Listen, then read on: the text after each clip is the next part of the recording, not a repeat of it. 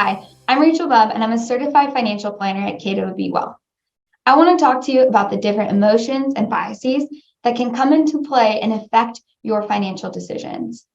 So, finance has been traditionally based off of two assumptions. One, markets act in an efficient and predictable manner. And two, investors are rational and make decisions based on all available information. Well, what we've actually seen is that investors aren't always rational, and we're actually making more decisions based off of our emotions and biases and cognitive errors, which is ultimately impacting our long-term financial plan. So what if you could recognize your emotions or these biases coming into play when you're about to make an investment choice and ultimately counteract them so that you can be that rational investor that the market is already assuming that you should be? So here are some tips on how to counteract the biases and some of the warning signs that you should be looking for when you're in a challenging situation or you're starting to see your emotions overplay what is the rational choice for you. All right. Thank you, Rachel. Yeah, it's a pleasure to be here. Yeah, let's dive into procrastination. We basically have a positive bias towards the present, right? We have anxiety when we are going to start a task that we fear is going to be complex. USA Today did a study. I think it's kind of relevant to this topic. So basically, they asked people next week, it's the afternoon, you have an opportunity to have a snack. Would you pick chocolate or fruit? And most people, they chose fruit. But then they switched up the question a little bit. And then they asked them, okay, this afternoon, you have a choice between chocolate or fruit. Most people pick chocolate, right? So the reality is we all want to eat right. We just don't want to do it today, right? We'd rather procrastinate and do it tomorrow, right?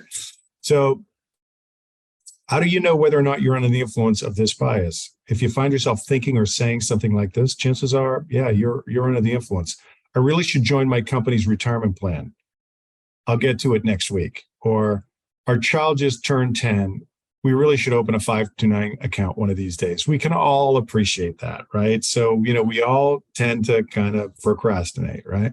What should we do if we recognize we're under the influence of this bias? So the first thing is make a schedule. If there's something that's really important to you, put it on your calendar, right? So maybe you want to do your financial plan. That's a great thing to want to do, right? If you want to increase the likelihood that you reach your financial goals and are protected from any type of financial emergency, you'll have a financial plan. But oftentimes we think of that as kind of being complex.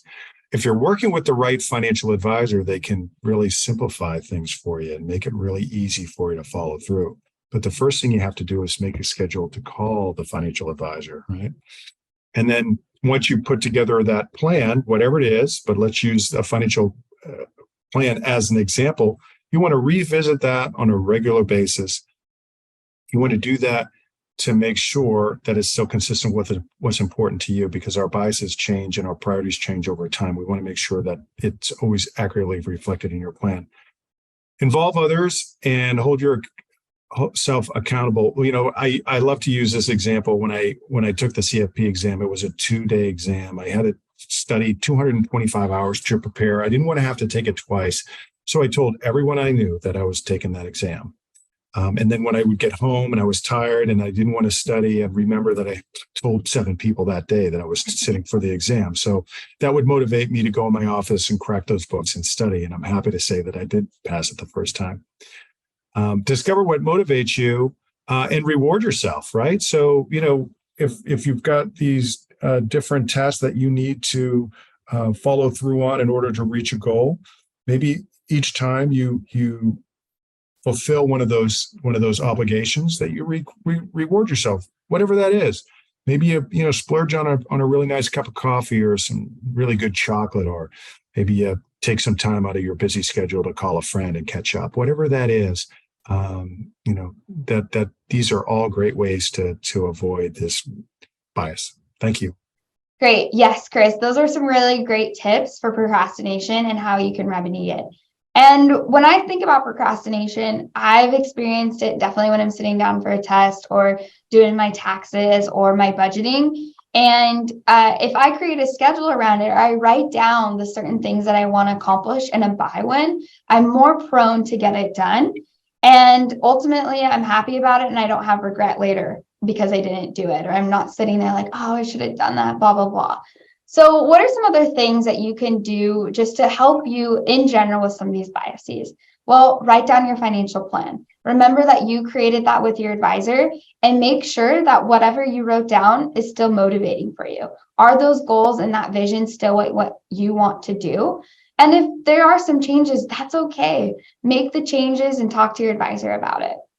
2, identify the steps that'll help you recover in challenging times. So when you start to feel yourself slip and you're not your best self or making these rational decisions, what do you need to do to step out of that and become that rational investor?